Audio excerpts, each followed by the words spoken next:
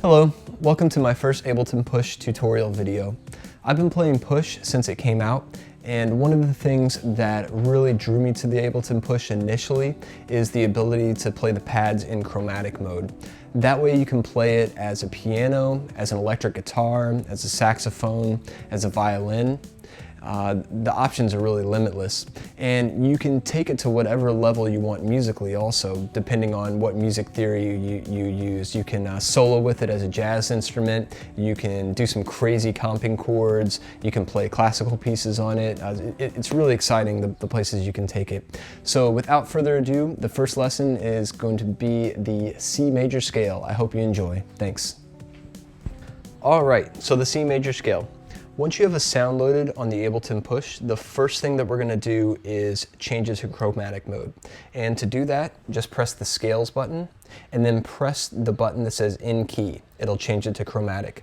Notice that there's an arrow next to major and there's an arrow next to C. So everything right now is set up to where we'll need it to be to play the C major scale. All the blue pads are the note C. So C major scale, what exactly is that? A scale, first, is a set of musical notes that are arranged in a specific order, ascending, descending. The C major scale is as follows. I'll play it first, and then I'll explain it.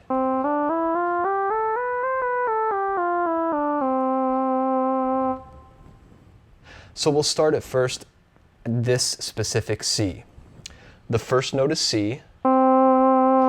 The next note is a full step above that, which is D. The next note is a full step above that, which is E.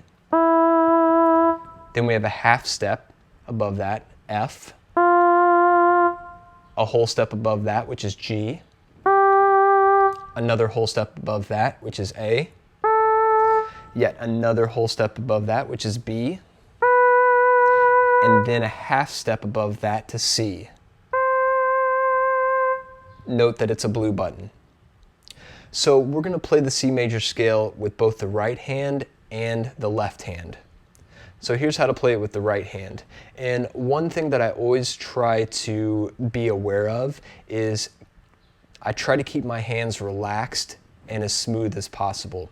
I try to keep them as close to the pads as possible and just really focus on economy of motion and also make sure there's no stress. So that'll help out your playing and also it'll keep your hands healthy. So we'll take your middle finger on your right hand to play the C. Next, take your pinky to play the D. Take your index finger to play the E. Take your middle finger again to play the F. Your pinky again to play the G. Your index finger to play the A. Your ring finger to play the B. And then your pinky to play the C. So if you notice, 1, 2, 3, 4. There's a pad that corresponds to each finger. So here's what it looks like in real time.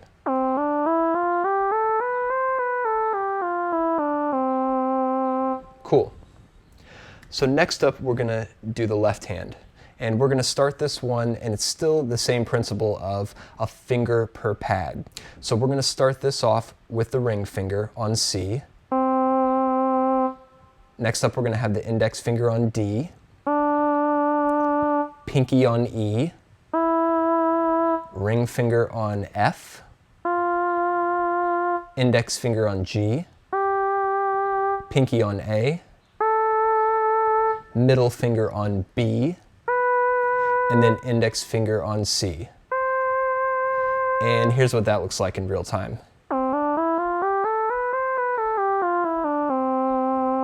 The right hand again.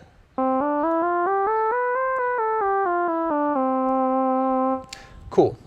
So once you have that down pat, you can take it further. One thing I like to do is to try to play the scale over the entire instrument.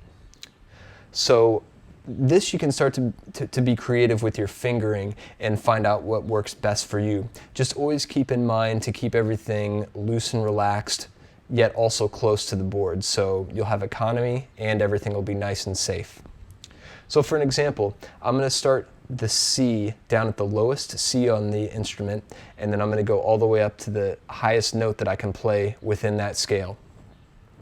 And one thing you have to be careful of and practice with this is that you'll have to shift the way that your hand goes across the push board.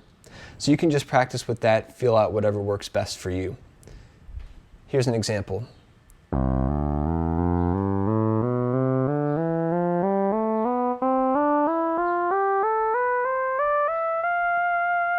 Then I'm going to go back down.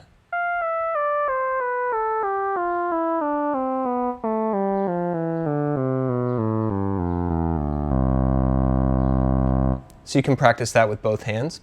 One thing you can also practice is the length of the notes.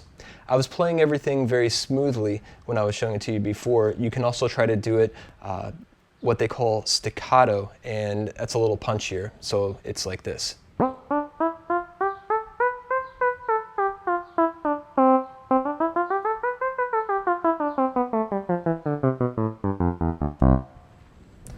Cool. So hope that gives you something to work on for now.